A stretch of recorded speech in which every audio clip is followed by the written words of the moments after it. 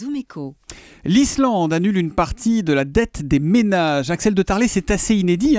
Les Islandais qui ont été littéralement rincés par la crise vont se voir effacer jusqu'à 24 000 € de crédit immobilier par ménage. C'est énorme, ça fait rêver. Est-ce qu'on pourrait voir la même chose ailleurs et chez nous? Alors, c'est vrai que l'Islande est un cas à part puisque ce pays a connu une incroyable bulle financière. Les ménages ont emprunté des sommes folles pour acheter dans l'immobilier. Puis, classique, l'immobilier s'est effondré.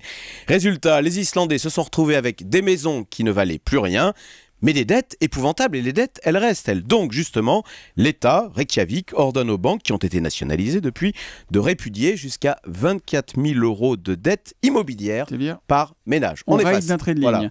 Voilà. Est-ce qu'on pourrait voir la même chose ailleurs? Je reviens à ma question, excusez-moi. Alors, en Grèce, on a bien eu des abandons de dettes publiques, mais pour l'instant, nous n'avons pas eu d'abandon de dettes privées. Mais l'idée fait son chemin. En fait, on veut punir les banques quand elles ont manifestement fauté. Et c'est le cas aux États-Unis, avec la folie des subprimes. Je rappelle le principe, on a poussé des Américains sans aucune ressource, qui n'avaient pas d'emploi, pas de capital, à s'endetter à plus de 100% pour acheter des maisons à des prix fous. Donc de la même façon, l'immobilier s'est ensuite effondré et des millions d'Américains se sont ensuite retrouvés à la rue, sans maison, mais avec, comme en Islande, des dettes épouvantables. Et bien là aussi, alors là c'est pas un abandon de dette, mais la justice américaine s'est saisie de ce scandale et il y a 15 jours, la banque américaine JP Morgan a dû payer une amende de 13 milliards de dollars. C'est énorme, donc 4 milliards précisément comme en Islande pour indemniser les victimes.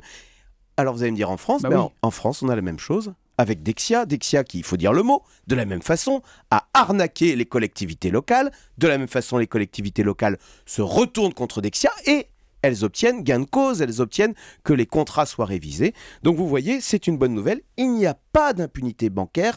Quand il y a une folie manifeste, eh bien les banques sont sanctionnées. Alors pour l'instant, les particuliers en France, on ne peut pas dire qu'il y a une folie immobilière, mais vous avez raison, en Irlande, en Espagne, qui ont été victimes, comme les Islandais, d'une incroyable bulle immobilière, eh bien les ménages seraient fondés, comme en Islande, à demander une annulation partielle de leurs emprunts immobiliers. 24 000 € de crédit immobilier annulés par ménage en Islande, c'est une première, c'est considérable et ça va peut-être faire des petits car Axel de Tarlé nous dit ce matin qu'on va punir les banques quand elles ont manifestement fauté. C'est visiblement le processus qui est en cours. Merci Axel.